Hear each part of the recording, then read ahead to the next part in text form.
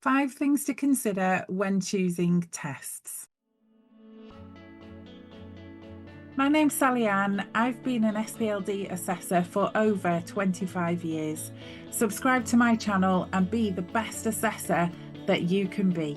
Every test is a compromise. There is no such thing as the perfect test. So the real question is this the right tool for this individual on this day? But there are things that we need to consider. Let's have a look at the first one is the test construct. This is where we need to start. What is the test actually measuring? Because they all shine a light in different ways. They may say, yes, we are covering this particular area and that's of interest to us in an SPLD assessment. But the real question is, how is it shining a light on this area? How is the test designed and what's the angle that it's taking to assess that area? We need to bear that in mind because that can impact and influence performance on a test. Is it shining a light in a way that will be most useful to us? The next question is, does the task format make sense for the individuals you assess? By that, what I mean is it representative? Is this representative of the kind of reading comprehension that they need to undertake outside of the assessment? Is this a suitable level of text that they're being presented with? Is this free writing task representative of the kind of writing that they need to undertake outside of the assessment process? So does this task make sense? Is it representative of the type of tasks that the individual needs to undertake in the real world? If it is, then that's going to be most helpful for us because it really helps us dig deep into the reported difficulties that have been highlighted in background information. The practicalities, let's face it, nobody has endless hours to undertake an assessment. So we need to think about, does this test add value? Is it helpful in the context of the emerging profile and the background information? What we don't want to be doing, duplicating test areas just because we've got another nice test that covers this too. Tests need to be included, areas need to be explored, but the tests you use need to be justifiable. If it's not bringing something new to your assessment table and the profile, then it's not earning its place in your assessment. So be savvy. Is this going to shine a light in a different way that might be helpful for some individuals I assess? Then it might be worth adding to your toolkit. But in an individual assessment, you don't need to cover areas in multiple ways if you already have the evidence that makes sense in terms of the triangulation and mapping to the individual's reported difficulties. So be careful of over testing, but also consider the test constructs of the test that you do own. Is it worth you getting something that will cover that area but shining light in a different way, which might be really helpful for some individuals in some situations? Be ruthless about norms and age ranges. It's not negotiable. If your test is not suitable for the age range that you're assessing, then it's not suitable. End of. So how old is that test also? What's the standardisation sample like, and are the norms appropriate for the age that you're assessing? Check that out. Consult the STEC list. If it's on the STEC list, we know that this standardisation, and is it good enough? That question has been answered. The answer is yes, it's on the STEC list. It is definitely good enough. But there are always bits and pieces to know about each test. And the SASC guidance that gets produced when a new test comes on board is really helpful. We need to get to grips with STEC is saying about all these new tests. They're the things to focus on. Is it going to be helpful? Cost. It's not just the initial purchase price. Yes, that is obviously often a very big outlay, but there are also ongoing maintenance costs for all tests. Test sheets, test papers, there may be digital scoring credits that need to be bought on an ongoing basis, licenses to use digital product subscriptions. If you won't use that test regularly, it's just an expensive ornament. So think wisely, not only of how much will it cost me today if I want to buy it, but how much will it cost me over the coming months and years if I use this on a regular basis? Is it going to be cost effective? That is definitely a factor to be considering. It's not just buying the box, it's what comes afterwards. So test choice, it does feel a little bit like working your way through a maze, but there are things that we can do to help ourselves. Use your assessor network. There are other people who have used that test. There are other people who are considering buying the test. Talk to them. What do they think about it?